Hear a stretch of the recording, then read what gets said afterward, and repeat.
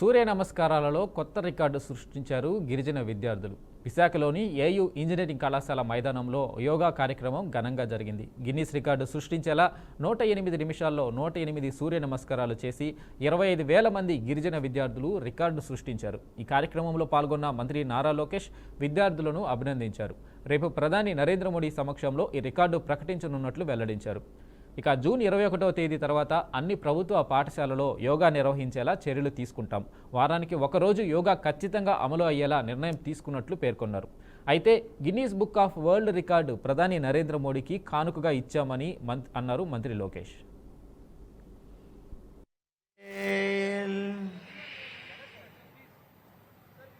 Inhale, exhale. Inhale, exhale. Now all of you inhale and say Omkara. Akara, Ukara, Makara. నాతో పాటు ప్రారంభించండి. Inhale,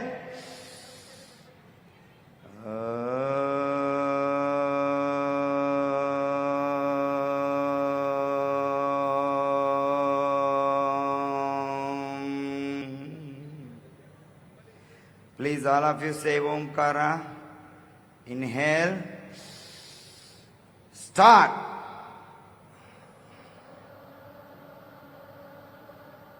Loudly. Sit in Padmasan. Padmasan. అవకాశం ఇవ్వండి. ఎప్పుడు లేని విధంగా యోగాంధ్రలో మేము చేసి చూపిస్తామని కోరటం జరిగింది. దాంట్లో భాగంగా ఎప్పుడు లేని విధంగా 5 లక్షల మంది రేపు యోగాంధ్రలో పాల్గొని ఒక Guinness books of world record కూడా సృష్టించబోతున్నారని ఈ సభాముఖంగా మీ అందరికీ నేను తెలియజేస్తున్నాం. యోగా అనేది కేవలం ఆసనాలు కాదు, ఒక వే ఆఫ్ లైఫ్. మనందరికీ క్రమశిక్షణ నేర్పేది. నేను కూడా మీ వయసులో ఉన్నప్పుడు గౌరవ ముఖ్యమంత్రి గారు నా చేత యోగా చేయించేవారు. పొద్దున్న లేయాలంటే ఆయన తిట్టుకునేవారిని. పొద్దున్న లేపుతున్నాడని ఒక్క గంట ఎక్కువ పడుకోవచ్చు కదా అని. కానీ ఆనాడు ఆయన నాకు నేర్పించిన క్రమశిక్షణ పట్టుదలతోనే ఈరోజు నేను ఈ స్థాయికి వచ్చా. అదే క్రమశిక్షణ పట్టుదల మీ అందరిలో ఉంది. ఇది మీరు మరవదు. ఏ ఆశయాలతో అయితే మీరు ముందరికి వెళ్ళాలనుకుంటున్నారో ఆ ఆశయాలతో మీరు నడవండి. ఒక విజన్తో పనిచేయండి. మీరు ఏదైతే సాధించాలనుకున్నారో ఆ శక్తి మనలో ఉంది. ఇక్కడున్న పిల్లలందరూ కోరుతున్నా, మనందరం కలలు కానాలి. మన కుటుంబం కానీ, మన గ్రామం కానీ, మన మండలం కానీ, నియోజకవర్గం కానీ, రాష్ట్రం కానీ, దేశాన్ని మార్చాలనే కళలు మనం అందరం కనాలి. కానీ కళ్ళ గంటమే కాదు, కష్టపడాలి, పట్టుదలతో పనిచేయాలి. ఏ ఆశయాలైతే మనం పెట్టుకున్నామో అది సాధించాలని ఇక్కడున్న కరుణాకర్ రెడ్డి వ్యాఖ్యలను టీటీడీ పాలక మండలి సభ్యుడు భాను ప్రకాష్ రెడ్డి తీవ్రంగా ఖండించారు. అబద్దాలకు care of address Bhumana Karunakar Reddy అని విమర్శించారు. ఆయన టీటీడీ చైర్మన్గా ఉన్న సమయంలో అడ్డగోలుగా కాంట్రాక్టు ఇచ్చి 15% కమిషన్లు కొట్టేశారని అన్నారు. వేద పారాయణందారులకు, అర్చకులకు అవమానం జరుగుతుందని అసత్య ప్రచారం చేస్తున్నారని మండిపడ్డారు. కరుణాకర్ రెడ్డి ప్రతి ఆరోపణ అబద్ధమని ఆధారాలతో రుజువు చేస్తానని సవాల్ విసిరారు. Care of address Bhumana Karunakar Reddy గారు తాను టీటీడీ చైర్మన్గా ఉన్నటువంటి సమయంలో తిరుమల తిరుపతి దేవస్థానాల నిధుల నుంచి ఇంజనీరింగ్ వర్కులకి వేల కోట్ల రూపాయలు బదలాయించి తద్వారా 10 నుంచి 15% కమిషన్ తీసుకున్నటువంటి కరుణాకర్ రెడ్డి ఈరోజు టీటీడీ ఆలయంలో వేద పారాయణదారులకి అవమానం జరుగుతోంది.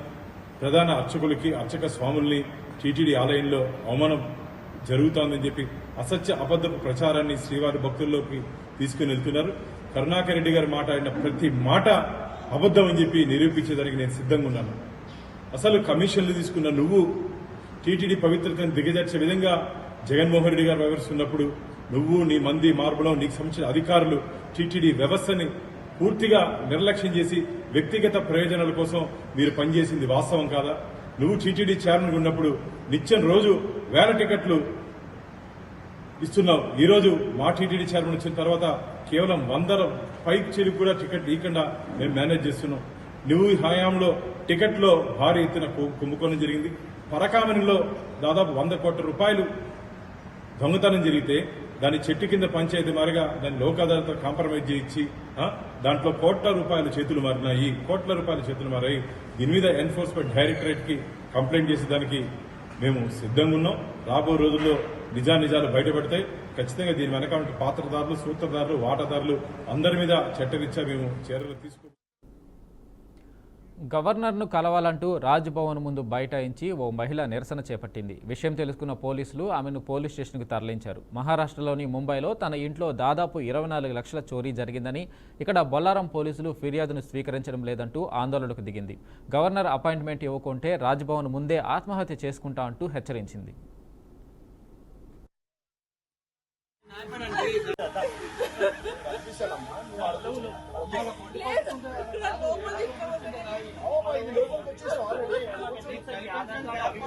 ఏమన్నా బ్యాగ్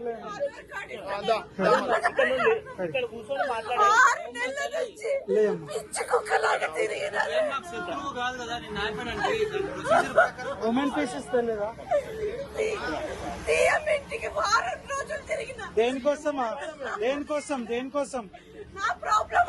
ఏమైంది? మీరు లేయండి, ఇక్కడ కూర్చోండి, కల్పిస్తాం. అపాయింట్మెంట్ తీసుకుంటున్నాం, రండి.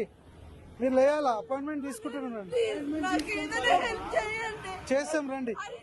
అక్కడ కూర్చోండి. అప్లికేషన్ లెటర్ ఇవ్వండి, ఆధార్ కార్డు ఇవ్వండి. ఆధార్ కార్డు. ఎక్కడి నుంచి వచ్చావు? ఇక్కడ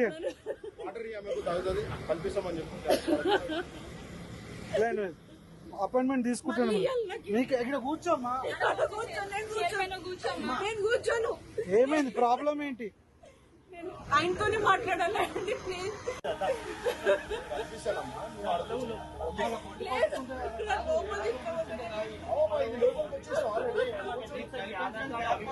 ఏమన్నా బ్యాగ్ లో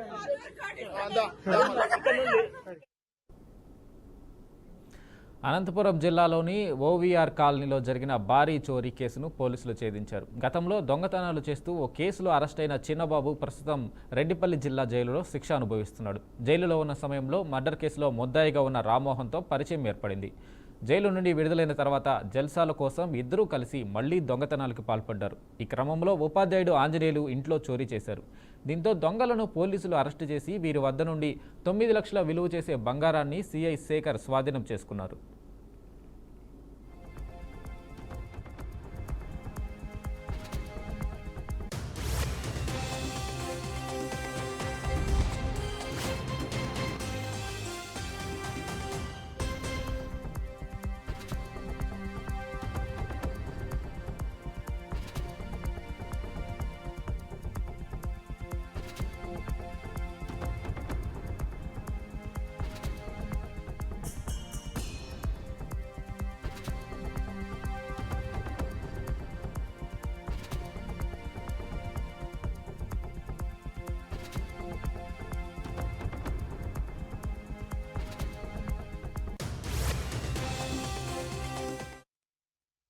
పోలీస్ స్టేషన్ లో ఏర్పాటు చేసిన ప్రెస్ మీట్ లో ముఖ్య ఉద్దేశం ఏంటంటే ఈ మధ్య కాలంలో అనంతపురం పట్టణ శివార్లలో పగటిపూట కొన్ని ఇళ్లలో దొంగతనాల కేసులు జరుగుతూ ఉన్నాయి. వాటిని అరికట్టే దిశలో మన అనంతపురం జిల్లా ఎస్పీ దొర గారి యొక్క ఉత్తర్వుల మేరకు రూరల్ డిఎస్పీ గారి యొక్క పర్యవేక్షణలో మేము, మా ఎస్ఐ గారు, రఫీక్ గారు, మరి మా సిబ్బంది అంతా కూడా కలిసి కొంత దొంగతనాల గురించి ఇన్ఫర్మేషన్ పెట్టే క్రమంలో మాకు ఈరోజు వచ్చినటువంటి సమాచారం మేరకు ఇద్దరు వ్యక్తులను అరెస్ట్ చేయడం జరిగింది. వీళ్ళు పేరు బోయ చిన్నబాబు, ఇతను వచ్చేసి పాపంపేటలో ఉంటాడు. అదేవిధంగా అరికెచెర్ల రామ్మోహన్, ఇతను వచ్చేసి గుంటకల్లు, దోసలకుడి గ్రామము గుంటకల్లు. వీళ్ళు గతంలో కొన్ని కేసుల్లో ఇన్వాల్వ్ అయినారు. వీళ్ళు రెడ్డిపల్లి జైల్లో ఉన్నప్పుడు ఒకరికొకరి స్నేహం ఏర్పడి ఆ తర్వాత ఈ మధ్య కాలంలో బయటకు వచ్చారు. బయటకు వచ్చిన తర్వాత మళ్ళీ వీళ్ళు కొంచెం జల్సాలకి ఎక్కువ అలవాటు పడిపోయి, ఈజీ మనీకి అలవాటు పడిపోయి ఇట్లా ఇళ్ళకి పైన దొంగతనాలు చేయడం అనేది ఇలాంటి జరిగింది. 13వ తేదీ మాకు ఓవీఆర్ కాలనీలో ఒక కంప్లైంట్ వచ్చింది. ఆ కంప్లైంట్ మేరకు కేసు రిపోర్ట్ చేయడం జరిగింది. అందులో భాగంగా ఇన్వెస్టిగేషన్లో భాగంగా కేసు నమోదు చేసినటువంటి ప్రాపర్టీ అంతా కూడా ఈరోజు వీళ్ళ దగ్గర నుండి రికవరీ చేసి వాళ్ళంతా కూడా అరెస్ట్ చేసి కోర్టులో హాజరుపరచడం జరుగుతుంది. మొత్తము ఒక సుమారుగా 90 గ్రాములు వర్త్ ఒక 9 లక్షల ప్రాపర్టీ. ఒకటే ఇంట్లో కేసు, ఇది ఒకటే ఇంట్లో జరిగింది. వీళ్ళ పైన గతంలో కూడా కేసులు ఉన్నాయి. ఈ చిన్న బాబు పైన గతంలో నార్పలలో ఏటీఎం కేసు ఉంది. అదేవిధంగా బైక్ థెఫ్ట్ కేసు మన రూరల్లో కూడా ఉంది, కూడేరులోను, అదేవిధంగా గార్లదన్లో కేసులు ఉన్నాయి. ఇతని పైన రామ్మోహన్ పైన గుత్తిలో కేసు ఉంది. అదేవిధంగా గుంటకల్ 2 టౌన్లో కూడా కేసులు ఉన్నాయి. ఇతని పైన గతంలో క్రైమ్ హిస్టరీ వీళ్ళకు ఉంది. ఈరోజు మన అనంతపురం రూరల్ పోలీస్ స్టేషన్లో ఏర్పాటు చేసిన ప్రెస్ మీట్లో ముఖ్య ఉద్దేశం ఏంటంటే ఈ మధ్య కాలంలో అనంతపురం పట్టణ శివార్లలో పగటిపూట కొన్ని ఇళ్ళు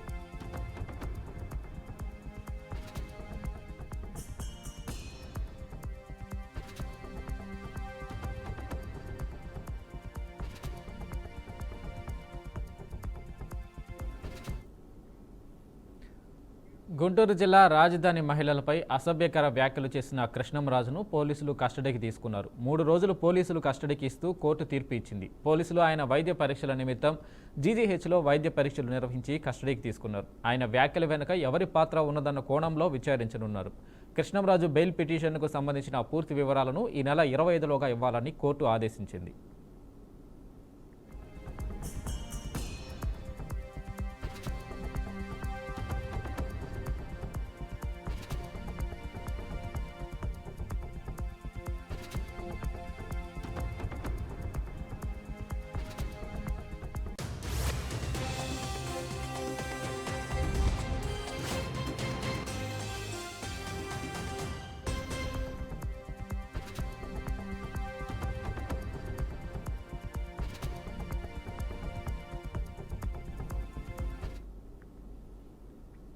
ఆది మానవుడు నుంచి విశ్వంలోకి అడుగుపెట్టే స్థాయికి ఎదిగిన మానవుడి ఆలోచన, శక్తి, సామర్థ్యాలు అంతులేనివి. అంతటి మేధస్సుతో మనిషి సాధించలేనిదంటూ ఏమీ లేదనే స్థాయికి ఎదిగారు. కానీ పర్యావరణాన్ని కాపాడుకోవడంలో మనుషులు విఫలమయ్యారు. ప్లాస్టిక్ను నిషేధిస్తూ పర్యావరణాన్ని కాపాడుకోవాలని, అందువల్ల కోట్ల మొక్కలు నాటాలని ఎంతోమంది మహనీయులు తమ ప్రయత్నాలను చేస్తున్నారు. మొక్కలు నాటాలి, పర్యావరణాన్ని కాపాడుకోవాలనే అంశంపై అవగాహన కల్పించాలని ఖమ్మం జిల్లా సత్తుపల్లిలోని ఎన్టీఆర్ కాలనీకి చెందిన నూతక్కి ఆశ అనే మహిళ ఒక ఆలోచనతో వార్తల్లో నిలిచింది.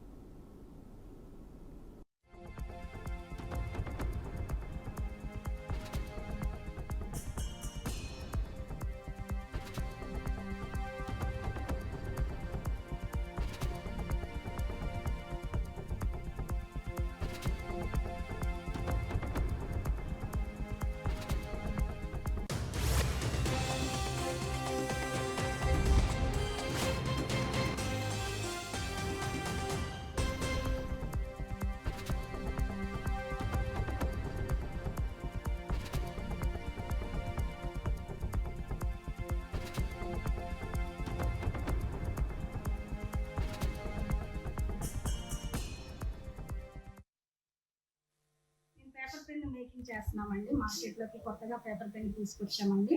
ఇప్పుడు వరకు మనం ప్లాస్టిక్ పెన్లు, ఇంక్ పెన్లు చూసాము. వాటి ప్లేస్లోని ఇప్పుడు పేపర్ పెన్ అనేది వచ్చిందండి. 80% పేపర్ ఉంటుంది, ఒక 20% రీఫిల్ మాత్రానికి ఇందులో ప్లాస్టిక్ ఉంటుందండి. అలాగే ఈ పెన్నుల్లోని రకరకాల సీడ్స్ మేము పెట్టామండి. ఈ పెన్ను రాసి అయిపోయిన తర్వాత పారేయకుండా మనం భూమిలో నాటినట్లయితే రకరకాల మొక్కలు, కూరగాయ మొక్కలు, ఆకుకూర మొక్కలు, పళ్ళ మొక్కలు వస్తాయండి. అందు గురించి ఈ పెన్నుని మేము తీసుకొచ్చాము. ఇది ఏంటంటే ఎక్కువ స్కూల్ పిల్లలకి, కాలేజీ పిల్లలకి ఎక్కువ మేము అలవాటు చేయాలనుకుంటున్నాము. ఎందుకంటే నేటి బాలలే రేపటి పౌరులు కాబట్టి ఈ రోజు మనం చిన్నతనం నుంచే పిల్లలకి ప్రయోగాత్మకంగా మొక్కల్ని ఎలా పెంచాలి ఏంటి అనేది మనం నేర్పించగలిగితే రేపు మనకి రాబో తరాల్లో పచ్చదనాన్ని ఎక్కువగా అందించడానికి అవకాశం ఉంటుంది. అందు గురించి ఎక్కువగా ఈ పెన్నులు మేము తీసుకొచ్చామండి. ఈ పెన్నులు తయారు చేసే మిషనరీస్ కోసం మేము 1 year నుంచి చాలా రీసెర్చ్ చేసి మిషనరీ ఎక్కడ దొరుకుతుంది, రా మెటీరియల్ ఎక్కడ దొరుకుతుందని అంతా తీసుకొచ్చి మేమంతా ఒక దగ్గర సమకూర్చి ఒక 5 వర్కర్లను పెట్టి మేము ఈ పెన్ను అనేది తయారు చేపిస్తున్నామండి.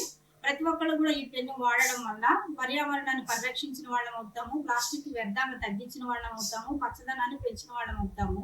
అది గురించి ప్రతి ఒక్కళ్ళు కూడా ఈ పెన్ను వాడాలని మేము కోరుకుంటున్నాము. దీని ద్వారాగా మనము పర్యావరణానికి నష్టపరిచే ప్లాస్టిక్ ని తగ్గించి పేపర్ పెన్ను వాడటం వల్ల పచ్చదనాన్ని పెంచిన వాళ్ళం అవుతాము. ఒకటి పేపర్ పెన్ ఉంటుంది, ప్లాస్టిక్ వ్యర్థాలు తక్కువ వస్తాయి.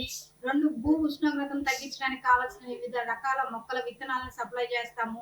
అలాగే ఈ పెన్ను ద్వారాగా పచ్చదనాన్ని అంటే పిల్లలకి చిన్నప్పటి నుంచి మొక్కలు ఎలా పెంచాలి, ఎలా వేయాలి అనేది కూడా మనం ప్రయోగాత్మకంగా నేర్పిన వాళ్ళం అవుతాం. కాబట్టి ఈ పెన్నును మేము తీసుకురావడానికి ముఖ్య ఉద్దేశం అండి. అందుకని ప్రతి ఒక్కరు కూడా ఈ పెన్ను వాడండి.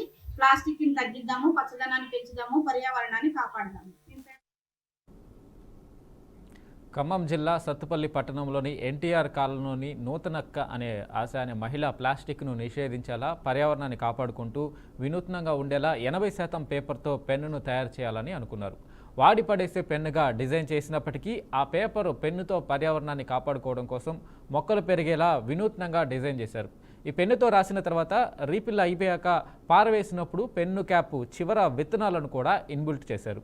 దీంతో వ్రాయడం అయిపోయాక ఆ పెన్నును పారవేస్తే నీరు తడి తగలగానే పేపరు భూమిలో కలిసిపోయి పేపర్లో ముందే ఇన్బిల్ట్ చేసిన విత్తనాలు భూమిలో కలిసిపోయి మొక్కలుగా పెరుగుతాయి. 80% ప్లాస్టిక్ రహిత పేపరు పెన్నుతో పర్యావరణాన్ని కాపాడుకోవడంతో పాటుగా వాడి పడేసే పెన్నుతో మొక్కలు కూడా పెంచవచ్చు అంటున్నారు సత్తుపల్లికి చెందిన నూతక్కి ఆశ అనే మహిళ. దాని యొక్క ముఖ్య ఉద్దేశం ఏంటంటే పర్యావరణం కాపాడాలంటే ఏం చేయాలి మనం చక్కని ఆలోచనతో మన పేపర్ పెన్ను తయారు చేస్తే ఎలా ఉంటుంది అని ఆలోచన వచ్చింది. ఆ పేపర్ పెన్ను యొక్క ఉద్దేశం ఏంటంటే ఆ పేపర్ పెన్ను కింద మన విత్తనాలు ఏర్పాటు చేసి పెన్ను రాయటం అయిపోయిన తర్వాత ఆ పెన్ను తీసుకెళ్లి భూమిలో పారితే ఒక మొక్కగా ఏర్పడుతుంది. ఆ మొక్క రావడం వల్ల మనకి చాలా ఉపయోగాలు ఉన్నాయి. మరి ఆ మొక్క వల్ల పర్యావరణాన్ని మనం కాపాడవచ్చు అనే చక్కటి ఐడియాతో ఈ పేపర్ పెన్ను తయారు చేయడానికి మా కుటుంబం కోరుకుంటున్నాం. కాబట్టి మేము పర్యావరణాన్ని కాపాడాలనే ఉద్దేశంతో ఈ పేపర్ పెన్ను తయారు చేస్తాం. మాకు చాలా కాలం నుంచి అనుకుంటూ ఉన్నాం, నేను మా మిస్సెస్ తర్వాత మా పిల్లలు అనుకుంటూ ఉన్నాం ఏంటంటే పర్యావరణాన్ని ఎలా కాపాడాలి అంటే మా ఒకరి వల్ల కాదు, కానీ దాని యొక్క ముఖ్య ఉద్దేశం ఏంటంటే పర్యావరణం కాపాడాలంటే ఏం చేయాలి మనం చక్కని ఆలోచనతో మన పేపర్ పెన్ను తయారు చేస్తే ఎలా ఉంటుంది అని ఆలోచన వచ్చింది. ఆ పేపర్ పెన్ను యొక్క ఉద్దేశం ఏంటంటే ఆ పేపర్ పెన్ను కింద మన విత్తనాలు ఏర్పాటు చేసి పెన్ను రాయటం అయిపోయిన తర్వాత ఆ పెన్ను తీసుకెళ్లి భూమిలో పారితే ఒక మొక్కగా ఏర్పడుతుంది. ఆ మొక్క రావడం వల్ల మనకి చాలా ఉపయోగాలు ఉన్నాయి. మరి ఆ మొక్క వల్ల పర్యావరణాన్ని మనం కాపాడవచ్చు అనే చక్కటి ఐడియాతో ఈ పేపర్ పెన్ను తయారు చేయడానికి మా కుటుంబం కోరుకుంటున్నాం. కాబట్టి మేము పర్యావరణాన్ని కాపాడాలనే ఉద్దేశంతో ఈ పేపర్ పెన్ను తయారు చేస్తాం. క్రాఫ్ట్ను ఉపయోగించి పెన్నును తయారు చేసి అందులో రీఫిల్ అమర్చి పెన్ను కింది భాగంలో రకరకాల పండ్లు, కూరగాయలు, ఆకుకూరల విత్తనాలను పెడుతున్నారు. మామూలు పెన్నులను అందరూ సిరా అయిపోయిన తర్వాత పడేస్తుంటారు. కానీ ఆశ తయారు చేసే పెన్నులు మాత్రం సిరా అయిపోయిన తర్వాత మట్టిలో నాటితే మొక్కలు తయారవుతాయి. కాగితం మట్టిలో కరిగిపోయే విత్తనాలు మొలకెత్తడం పెన్ను ప్రత్యేకత. పెన్ను కింది భాగంలో విత్తనాలు అమరి ఉండేలా మట్టిలో కరిగిపోయే ఔషధాల క్యాప్ను వినియోగిస్తున్నారు. ప్రస్తుతం సత్తుపల్లిలో తయారు చేస్తూ హైదరాబాద్లోనూ మరో 5 మిషన్లు ఏర్పాటు చేసేందుకు ప్రణాళికలను రూపొందిస్తున్నట్లు ఆమె తెలిపారు.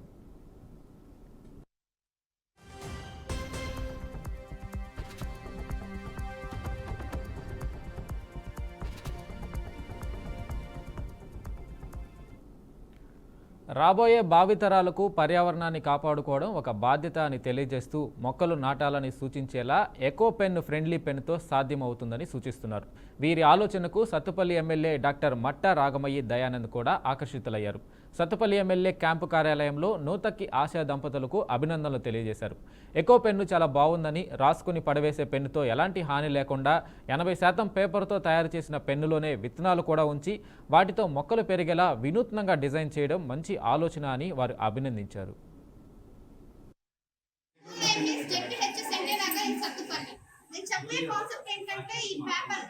మేము ఇప్పుడు దాకా ప్లాస్టిక్ పెన్స్ అనేవి వాడాం. పేపర్ పెన్ అనేది మొదట చూస్తున్నాము. దీని వెనకాల సీడ్స్ అనేవి ఉంటాయి. ఈ సీడ్స్ వల్ల మనకి చాలా ఉపయోగాలు ఉంటాయి.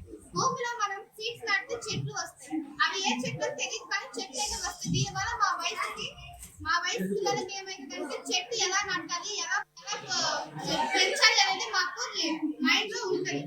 కాబట్టి మేము ఎప్పుడు ప్లాస్టిక్ పెన్స్ వాడము, ఎప్పుడు పేపర్ పెన్ అవే వాడతాం.